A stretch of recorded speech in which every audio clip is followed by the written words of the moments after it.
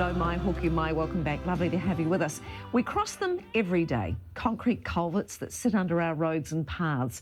Culverts that let water out, but that can also be a major ecological barrier for our native aquatic wildlife. So one couple in the Eastern Bay of Plenty has set out to reconnect our streams, and they're trying to make it as cheap and easy as possible. Here's Lucas de Jong.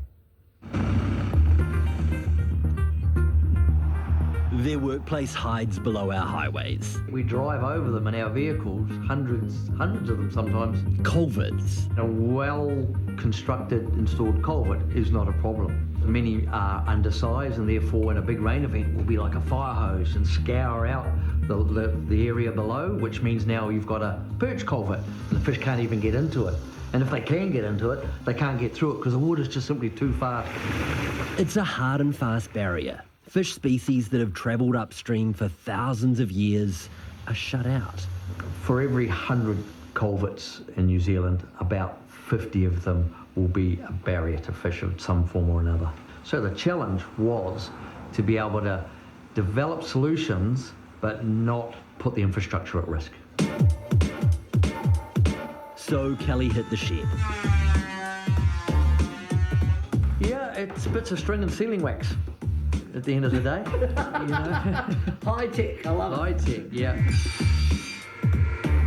Slowly, his simple solutions came to life.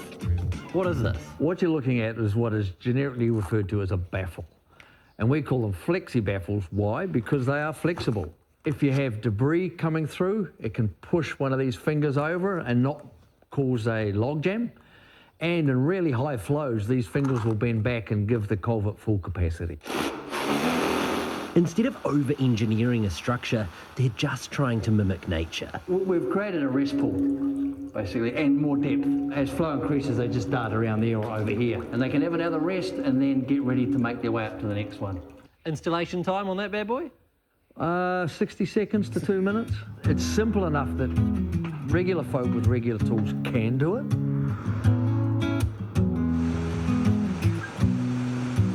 Under an unassuming stretch of Eastern Bay of Plenty Highway is the showroom. We use this as our trial site because we know the flow is always going to be here. We can try different configurations. Here you can see his creations at work. From the baffles creating a ladder-like flow inside the culvert, to the muscle ropes for eels and a floating ladder for smaller fish. Have we created rest pools? Have we got depth? Have we got complex flows? Have we got splash zones? If you've got all of those things, then there's a pretty good chance you're going to be doing better at getting fish through than you were when you turned up an hour ago. While there are official fish passage guidelines, fixing culverts can be an expensive and drawn-out process. The ATS team would rather just get their feet wet.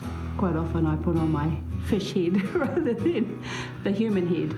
If I was a fish, do I care that this structure has to be exactly this long and everything has to be symmetrical? Or am I just going to go, I'm coming out here because it's got some bedding material or somewhere for me to rest?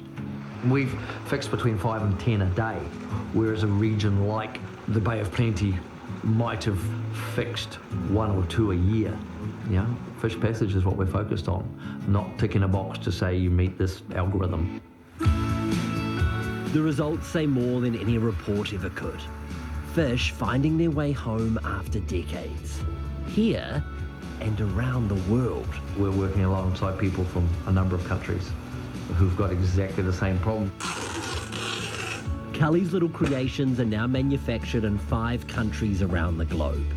Major ecosystems are being reconnected, like in Canada. There was an open channel, but it was going to involve land acquisition and big consenting issues and north of $1 million Canadian. Instead, his baffles were used at the whopping cost of $8,000? $8,000. Yeah. Could have been $1 million. Yeah. 8,000. 8,000. Yeah. The project won them a major environmental award. Do you guys sort of sometimes take a step back and understand that recognition from a world perspective? No. No? Fair enough. Instead, it's on to the next idea. It could be plant casings. How do we get plants established on a hard concrete structure? This is pretty simple, really. Or fish-friendly floodgates. Is the brain always thinking, are there more things coming? Yes. I say no, but then suddenly, something comes along. They admit they don't have all the answers, but doing something is better than doing nothing. And doing nothing is unacceptable.